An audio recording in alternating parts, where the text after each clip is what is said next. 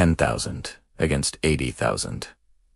Those were the odds. A Roman general stood on British soil, vastly outnumbered, facing a massive rebel army led by a warrior queen hell-bent on revenge. Every military expert would tell you the Romans were finished.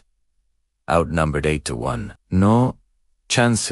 But what happened next would become one of the most lopsided military victories in human history, and it all came down to one brilliant tactical decision. It's the year 60 CE, somewhere on the plains of ancient Britain. Gaius Suetonius Paulinus, Roman general and governor, has just received the worst possible news. A massive rebellion has erupted across cities are burning. Roman citizens are being slaughtered. And at the head of this fury, Queen Boudica of the Iceni tribe, leading the largest native British army anyone has ever seen. Now, let's back up a moment and talk about how we got here, because Boudica's story is absolutely brutal. When her husband, King Prasutagus of the Iceni, died, he left his kingdom jointly to his daughters and the Roman emperor, thinking this would protect his family. He was wrong. Catastrophically wrong. The Romans showed up, decided they'd take the lot, and when Boudica objected, they had her publicly flogged. Her daughters were assaulted. Her people's land was seized. The tribal nobility were treated like slaves. The Romans, in their infinite arrogance, thought they could humiliate a queen and face no consequences. They were about to learn otherwise. Boudica didn't just get angry. She raised an army. The Iceni tribe rallied to her, joined by the Trinovantes and other tribes who'd had enough of Roman occupation. Together, they formed a massive force system. It suggests somewhere between 60,000 and 80,000 warriors. And they weren't just gathering for a show of strength. They wanted blood. Before Paulinus could properly respond, Boudica's army swept through Roman settlements like a tidal wave of vengeance. Camulo d'una modernde, Colchester was utterly destroyed. Every Roman, every collaborator, everyone who'd benefited from occupation was killed. No mercy, no prisoners. The temple they'd built to the emperor, razed to the ground. Then Landin, Atas, Landan, obviously suffered the same fate. The Romans evacuated what civilians they could, but thousands who couldn't flee were slaughtered. Archaeological evidence suggests the city burned so hot that there is still a layer of reddish burnt debris in the soil from that time. Verulamium, modern St. Albans, fell next. 3 major settlements. Tens of thousands dead. The rebellion was succeeding beyond anyone's wildest expectations.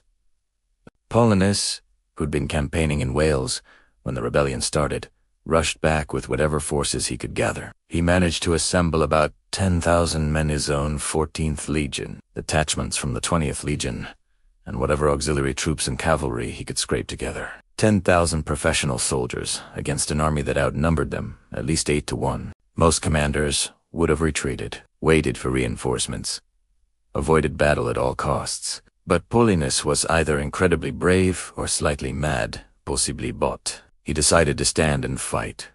But here's where his tactical genius came into play. Rather than meeting Boudica's army on open ground where they could surround and overwhelm his forces, Paulinus chose his battlefield very carefully. He positioned his army in a narrow passage, surrounded by woods and dense foliage. The forest protected his rear and flanks. The narrow approach meant the Britons couldn't use their superior numbers to encircle him. They'd have to come straight at him, funneled into a killing zone. It was brilliant, absolutely brilliant. One decision that would determine the entire battle's outcome. Meanwhile, Boudica's army approached, and they were confident. Why wouldn't they be? They outnumbered the Romans massively. They'd already destroyed 3 settlements. Victory seemed inevitable. So confident were they that the Britons positioned their supply wagons at the far end of the battlefield, where families could watch what they expected to be an overwhelming triumph. Remember that detail, the wagons. It'll become important later. Now, there's something crucial to understand about the 2 armies. The Britons had numbers, absolutely. But here's the thing, the Romans had disarmed many of these tribes years earlier after previous rebellions. The warriors were poorly equipped compared to their Roman opponents. Most were fighting with whatever weapons they could find or make. Meanwhile, every Roman soldier wore proper armor, carried professional military equipment, and had spent years training as part of a disciplined unit. The Britons fought as individual warriors. Brave, fierce, but individual. The Romans fought as a machine. Every soldier knew his role. Every formation had been practiced thousands of times. It was organization versus fury, discipline versus courage. As the British army closed in, Boudica rode at the front in a war chariot, rallying her troops. The Roman historian Tacitus, writing about 50 years after the battle, recorded a speech he attributed to her. Now, we can't know if these were her actual words, but the sentiment rings true. She spoke of avenging her lost freedom, her scourged body, the violation of her daughters. She reminded her warriors that they fought for justice, that the gods favored righteous vengeance. That victory was their destiny. Paulinus addressed his own soldiers with typical Roman pragmatism. He told them to ignore the racket made by the barbarians. There were more women than men in their ranks, he claimed. They weren't proper soldiers. The Romans had beaten them before and would do so again. Stick together, throw your javelins, push forward with your shields, finish them with your swords. Win here, and everything would be theirs.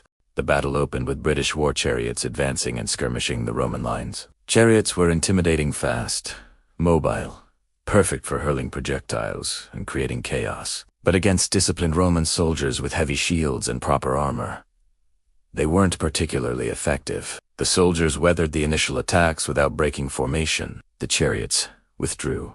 Then Boudica ordered her entire army forward in a full-scale assault. Imagine the scene. Tens of thousands of warriors charging forward, screaming war cries, weapons raised, the ground shaking with their approach. The noise must have been absolutely deafening. This was meant to break Roman morale, to overwhelm them with sheer terror. But the Romans stood firm. Right as the Britons came within range, the Romans unleashed their pilum civi, javelins designed to pierce shields and armor. Thousands of them, launched in coordinated volleys. The front ranks of the British charge collapsed into chaos. Warriors stumbled over the fallen.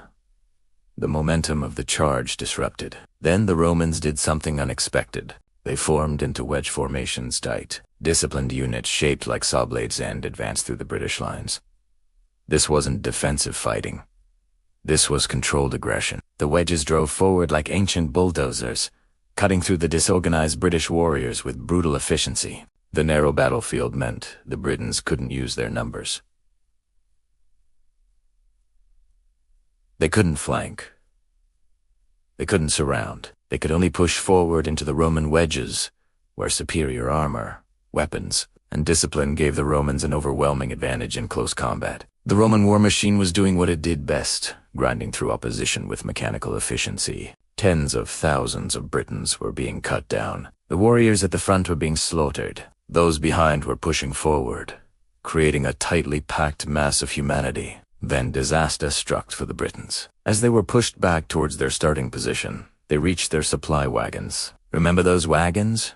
Positioned so families could watch the victory? They now blocked the retreat route. The Britons became trapped between the Roman advance and their own wagons. Panic set in. Warriors tried to flee, but were too congested, too tightly packed together. They became easy targets. The Roman soldiers, showing absolutely no mercy, cut down everyone in their path. Roman cavalry, lances extended, attacked from the flanks, adding to the carnage. What followed was less a battle and more a massacre. The Romans killed warriors, women, children, even pack animals. They were eliminating a threat, making an example, ensuring this rebellion would be remembered as a cautionary tale. Tacitus claims that according to estimates from the time, 80,000 Britons died on that battlefield compared to only 400 Romans. Now, ancient historians were notorious for exaggerating numbers, but even if the real figures were half that, we're still talking about one of the most one-sided military victories in history. Boudica, witnessing the complete destruction of her army, fled the battlefield. According to Tacitus, she eventually poisoned herself rather than face capture. Other historians suggest she fell ill and died of natural causes. Either way, the warrior queen who brought Rome to its knees in Britain met her end shortly after her greatest defeat. This overwhelming Roman victory was achieved through multiple advantage superior armor, better weapons, iron discipline, and crucially, brilliant tactical command. Paulinus understood that terrain could neutralize numerical superiority. He knew his men's strengths and his enemies' weaknesses. He chose his ground perfectly and executed his plan flawlessly. The Battle of Watling Street stands as one of Rome's greatest victories. To overcome such impossible odds, and not only win but suffer minimal losses, that was a strategic marvel in the ancient world. It demonstrated that superior training and tactics could overcome raw numbers. That disciplined could defeat courage. That one brilliant tactical decision-choosing. The right battlefield could determine the outcome of an entire war. But here's what makes the story resonate beyond just military history. This wasn't just Romans versus Britons. This was an occupied people rising up against their oppressors, led by a woman who'd suffered unimaginable injustice. Boudica had every reason to rebel. Her cause was just. Her anger was righteous. Yet righteousness alone couldn't overcome the Roman military machine. The rebellion's failure ensured Roman control of Britain for another 3.5 centuries. British culture, language, and identity were forever changed by Roman occupation. The cities Boudica burned were rebuilt. Roman law, Roman roads, Roman administration became the foundation of British civilization. Yet Boudica herself became a legend, a symbol of resistance against tyranny, of courage in the face of impossible odds. Modern Britain celebrates her as a national hero there, as a famous statue of her and her daughters in a war chariot right near Westminster Bridge in London. The oppressor won the battle, but the rebel won immortality. The Battle of Watling Street teaches us that wars aren't won by anger alone, no matter how justified. Superior organization, better equipment, tactical brilliance, these factors matter. 10,000 trained professionals with a brilliant commander beat 80,000 brave warriors because preparation and tactics trumped courage and numbers. So next time you face overwhelming odds, remember this. Sometimes the side with fewer numbers wins because they fought smarter, not harder.